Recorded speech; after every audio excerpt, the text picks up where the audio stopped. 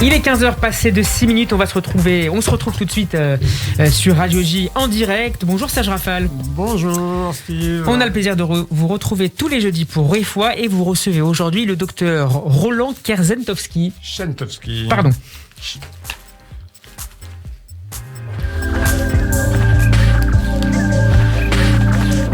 Bonjour à toutes, bonjour à tous. Merci de suivre de plus en plus nombreux notre rendez-vous santé du jeudi. Deuxième volet de notre petite trilogie consacrée à 3 facteurs déterminants de la santé. Après avoir abordé l'index glycémique la semaine dernière, en attendant de développer le microbiote dans 8 jours, je vous propose aujourd'hui de faire un point très complet sur l'importance et les modalités de l'activité physique et sportive pour la santé. Pour ce faire, j'ai le grand plaisir de recevoir le docteur Roland Chentowski qui a consacré sa carrière, comme on dirait d'un sportif, sa vie professionnelle plus exactement au sport et aux soins aux sportifs, quel que soit leur niveau. Médecin du sport, de médecine physique et de réadaptation, ancien médecin des équipes de France de ski puis d'athlétisme. Il a créé et dirigé la clinique du sport à Paris, concept tout à fait novateur de 1984 à 2000. Puis il a fondé en 2002 Clinique ProSport, première agence de la santé et des sports. Et il est actuellement un des fondateurs de Monstade depuis 2014, structure d'excellence dont nous parlerons dans la deuxième partie de notre entretien. Docteur Chentowski, bonjour. Bonjour. Alors je suis ravi de vous accueillir sur Radio J. Et moi, je suis ravi d'être là. Nous vous avertissons très régulièrement dans notre rendez-vous et dans les rubriques du matin des bienfaits d'une activité physique régulière, des dangers de la sédentarité pour l'obstention, l'amélioration, le maintien d'un bon état de santé. Mais de nombreuses questions se posent à propos de l'activité à privilégier, des précautions à prendre avant de s'y adonner, de sa fréquence, sa quantité, son intensité. Je suis heureux de pouvoir les poser à l'expert que vous êtes. Alors, un constat d'abord, quels sont les bienfaits de l'activité physique pour l'adulte ? Alors, l'activité physique, d'abord, c'est reconnu comme une thérapeutique non médicamenteuse validée. C'est pas moi qui le dis, c'est la Haute Autorité de Santé. Chaque mot est lourd de sens. Thérapeutique, c'est un traitement. Non médicamenteux, ce n'est pas un médicament, mais validé, ça veut dire que son efficacité a été validée avec la même méthodologie qu'on étudie l'efficacité des médicaments. Les médicaments sont classés en grade A, B, C, D, suivant qu'ils soient très efficaces, un peu moins ou pas du tout. Eh bien, l'activité physique est de grade A dans un grand nombre de pathologies. Il y a même des pathologies où il n'y a aucun médicament de grade A, comme la bronchopneumopathie chronique obstructive, la bronchite des fumeurs, alors que l'activité physique elle est de grade A, les corticoïdes et les bronchodilateurs sont de grade B. Donc, aujourd'hui, c'est une vraie thérapeutique à part entière et elle devrait s'imposer dans le traitement de la plupart des maladies chroniques. Des maladies cardiovasculaires, du surpoids, du diabète de type 2, de l'ensemble des pathologies. De l'ensemble de ces maladies qui sont aujourd'hui reconnues comme des maladies de la sédentarité. Je peux faire un tout petit peu d'histoire. Avant que l'activité physique soit reconnue comme traitement, il a fallu identifier la sédentarité comme maladie. Et la première étude est assez amusante. C'est dans les années 1950 à Londres, où le responsable de la RATP locale des autobus londoniens s'est amusé à suivre 30 000 collaborateurs de ces autobus, 15 000 chauffeurs, 15 000 contrôleurs. Et en les suivant pendant plusieurs années, il a pu constater que les chauffeurs de ces autobus avaient 2 fois plus de risques de faire une crise cardiaque que les contrôleurs. Et si, par malchance, ils faisaient cette crise cardiaque, ils avaient encore 2 fois plus de risques d'en mourir. Et la seule différence notable entre ces 2 métiers, c'était que les uns étaient debout et les autres assis. Exactement. L'un était sédentaire par définition, sédéré ça veut dire assis, et l'autre était non seulement debout, mais il avait la chance de monter et descendre un escalier, puisqu'il y a un étage dans ces autobus. Des bénéfices pour les adultes, mais bien évidemment des bénéfices pour les enfants également. Oui, alors pour les enfants, le plus grand bénéfice, c'est déjà de découvrir l'activité physique, d'y trouver du plaisir et de pouvoir pérenniser pendant toute sa vie une pratique qui va protéger sa santé. Mais c'est aussi un accompagnement de la croissance. Donc on dit que pendant la période de croissance, on se forge son capital santé. Son capital santé, c'est aussi ses capacités cardio-respiratoires, ses capacités musculaires, sa composition musculaire, sa composition corporelle, son capital osseux. Et l'activité physique contribue à optimiser la consommation construction de ce capital. Et de l'autre côté de la vie, plus on vieillit, plus il faut faire de sport ou d'activité physique. Absolument, plus on vieillit, plus il faut en faire. Et on peut le dire de façon simple, il y a un moment de la vie qui malheureusement nous attend tous, c'est le moment où notre santé va s'aggraver, c'est celle où on va passer de autonome à dépendant. Donc ce jour-là, la santé s'est aggravée. Mais qu'est-ce qui s'est vraiment aggravé ? C'est pas tellement parce qu'on a augmenté la veille de 10% son taux de cholestérol ou son taux de sucre, c'est que ce jour-là, on n'a plus assez de muscles pour se lever de son lit tout seul, ou plus assez de capacité à consommer l'oxygène pour aller de son lit au salon, voire aller faire des courses aussi proches soient-elles. Donc entretenir sa condition physique, c'est un élément majeur pour bien vieillir.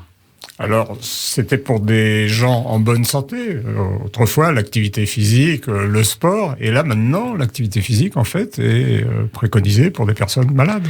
Oui, c'est ce qui complique d'ailleurs l'émergence de cette thérapeutique et sa diffusion, parce que pour nous, les médecins d'une certaine génération, on a plutôt été élevés dans la culture de la dispense.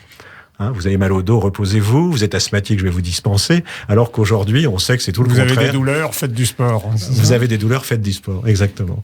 Alors, on a évidemment des preuves. Vous en avez donné quelques-unes avec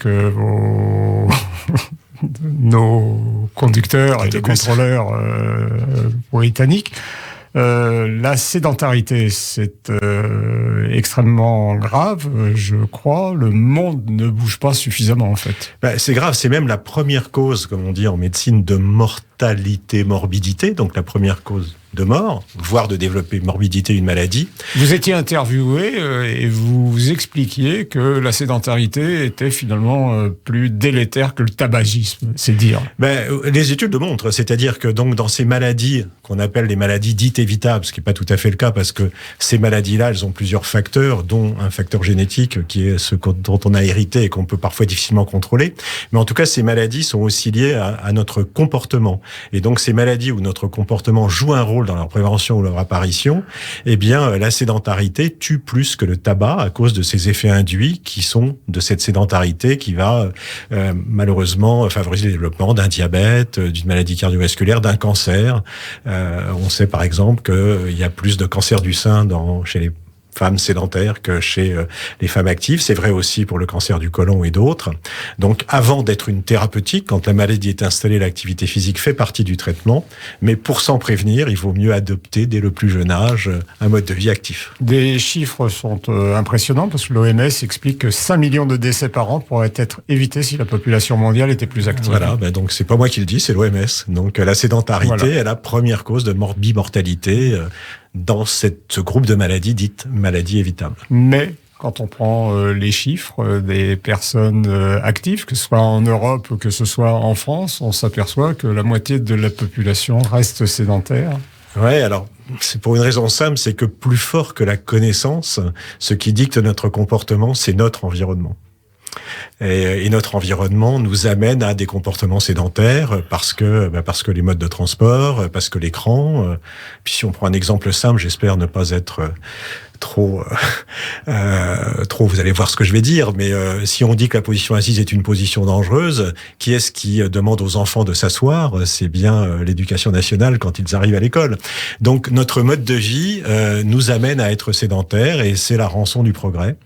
Et aujourd'hui, il faut essayer de rétablir un équilibre entre ce progrès qu'il ne faut pas, bien entendu, critiquer, mais au contraire, essayer de ne pas oublier que le bouger fait partie aussi de notre santé de façon très importante. Comment on fait pour faire bouger la moitié de la population ? Alors comment on fait il y a déjà beaucoup de choses qui se font. On peut changer l'urbanisme. Quand on regarde dans les grandes villes, y compris Paris, eh bien on favorise les transports actifs, comme le vélo, comme la marche, la trottinette.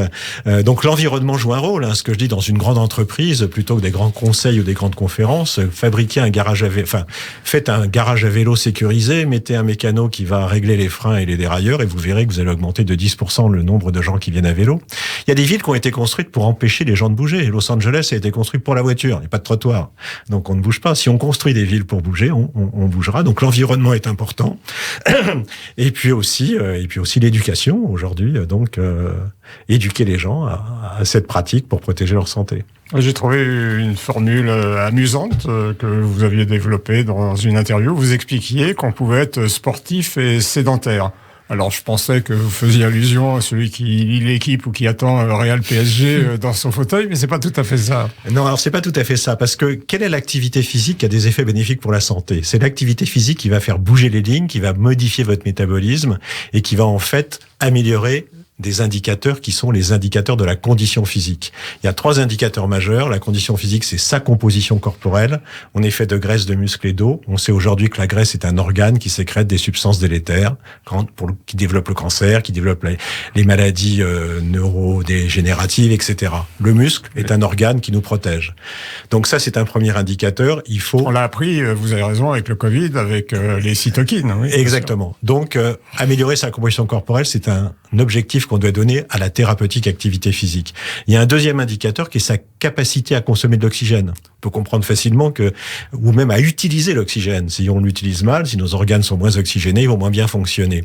Donc, c'est ses capacités cardio-respiratoires. Et puis, il y a aussi ses capacités musculaires pour développer la force musculaire.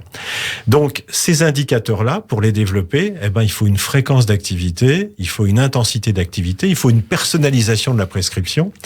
Et pour reprendre donc votre phrase sur on peut être sédentaire et sportif, si moi je joue au tennis 52 fois par an, c'est-à-dire tous les dimanches sans en louper un, je pourrais légitimement me considérer comme sportif.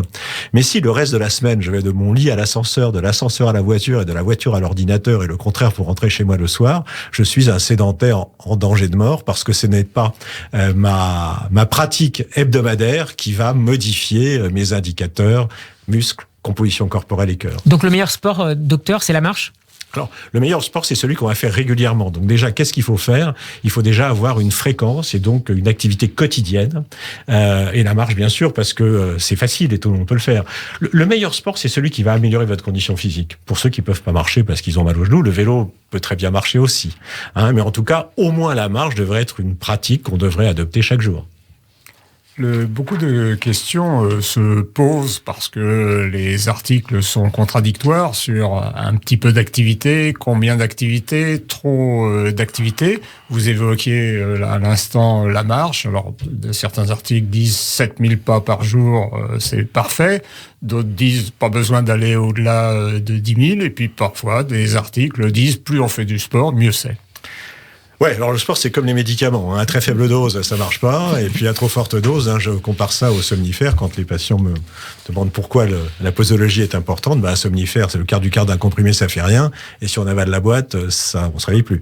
La bonne dose, alors c'est laquelle la bonne dose ? Ce qu'il faut bien faire la différence entre les recommandations qui intéressent des populations et des recommandations personnalisées. Quand on dit il faut faire 10 000 pas par jour ou 7 000 pas par jour, c'est des recommandations populationnelle. On soigne des populations. Si la France entière marchait, si tous les Français faisaient 7000 pas par jour, l'ensemble de la santé de la France, des Français, serait meilleur.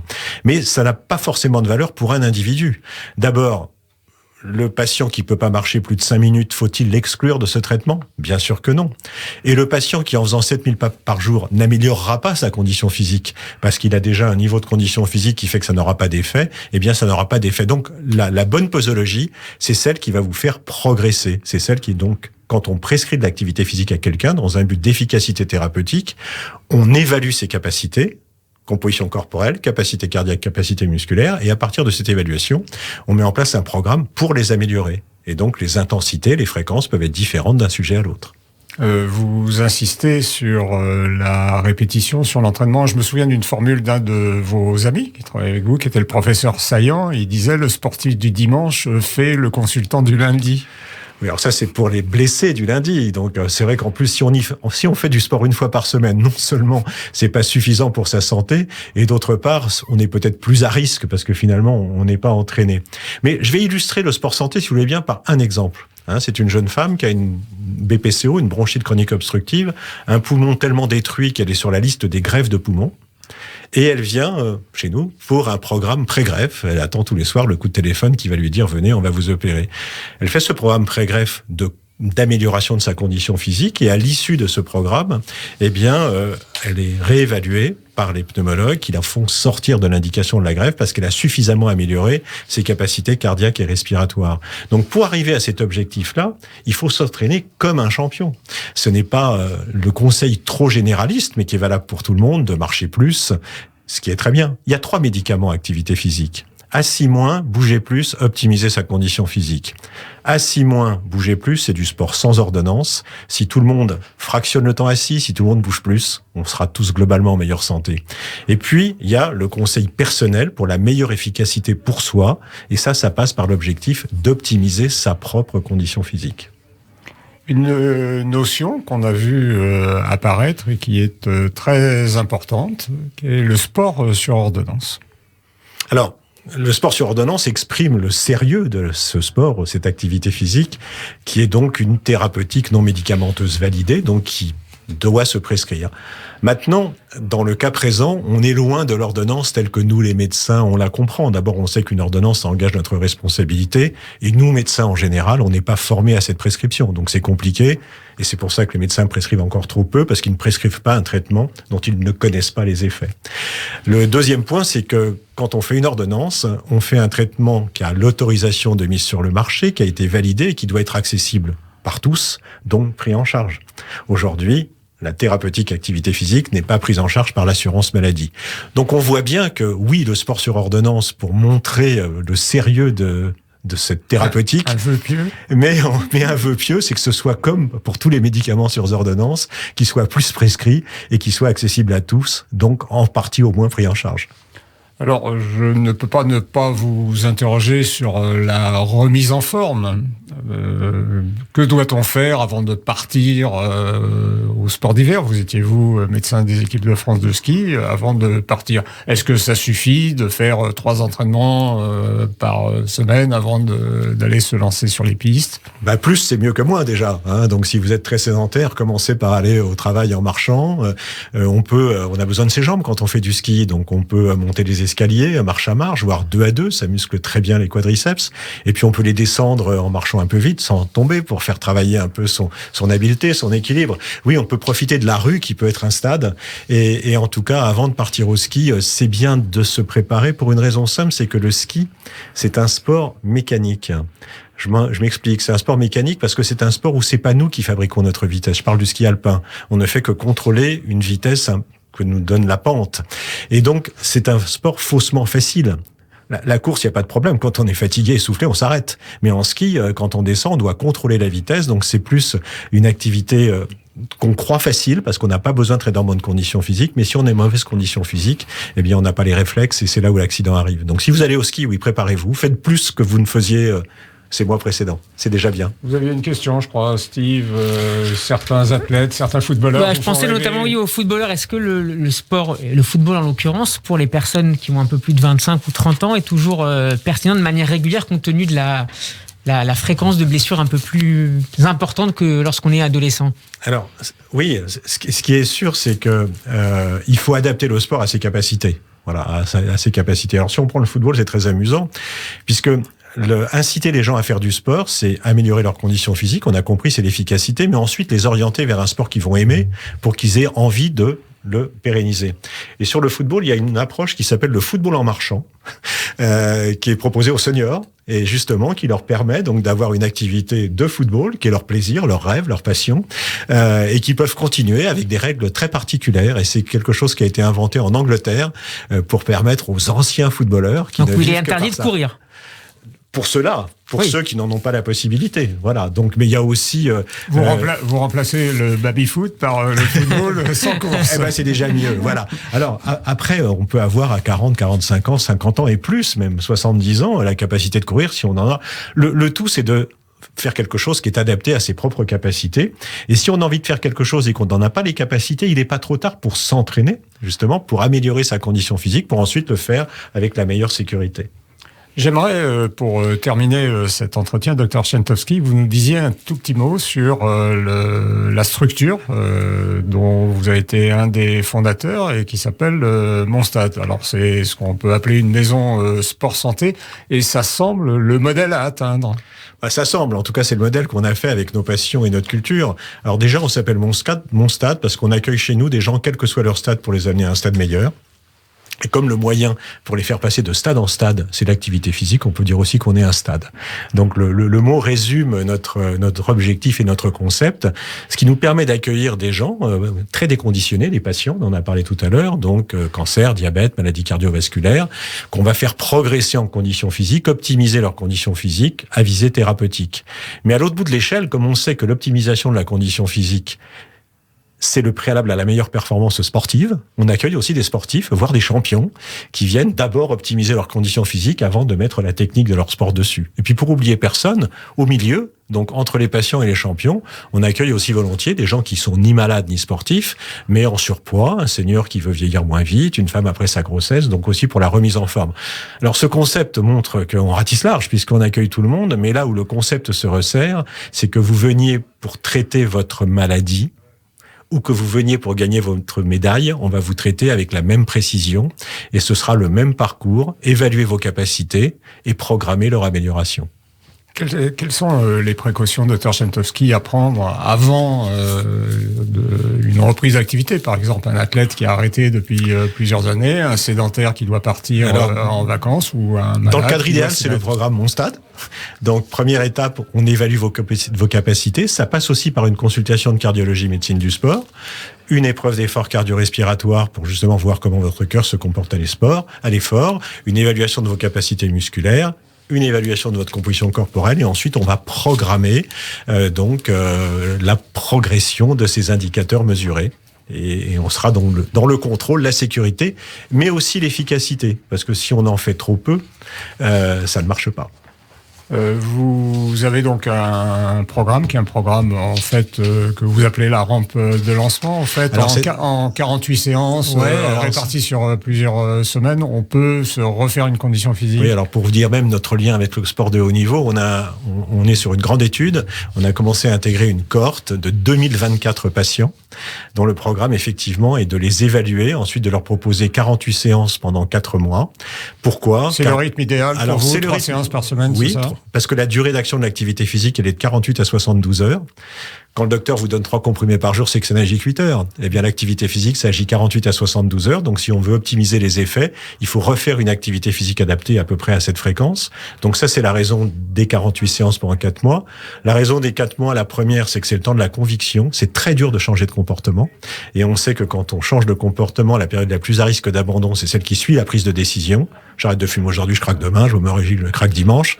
Donc, plus on sera accompagné, plus on a de chances de tenir. Et tenir 4 mois, c'est déjà un bon indicateur de pérenniser ensuite ce bon comportement.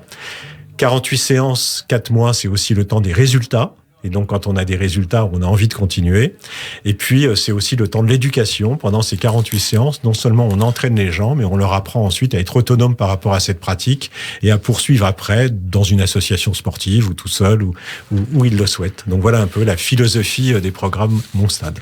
Voilà, en conclusion, donc je pense que nos auditeurs ont compris l'importance d'une activité physique, quelle qu'elle soit, régulière, en quantité, jusqu'à plus soif. Oui, et puis surtout, n'ayez pas d'appréhension. Plus on est sédentaire, plus les effets seront bénéfiques. Et on le voit tous les jours, des gens très sédentaires qui ont parfois un peu d'appréhension pour ce bilan qui comporte une épreuve d'effort, qui comporte un peu d'activité physique. Quand ils ont fini le bilan, ils sont tous souriants parce qu'ils savent, dès la fin du bilan, qu'ils peuvent faire mieux. Et ils se projettent déjà donc dans un progrès et c'est plus que motivant. Bougez plus, bougez mieux. Le mouvement, c'est la santé et la vie. Dr Chentowski, je vous remercie. Merci à vous. Merci docteur et merci Serge Rafal. On pourrait écouter Refoua en podcast sur radioj.fr. Dans un instant, le rappel des titres suivi de Pont Neuf autour de Shlomo Malka et de son invité Ariane Bois pour son livre Éteindre le soleil. À tout de suite sur Radio J.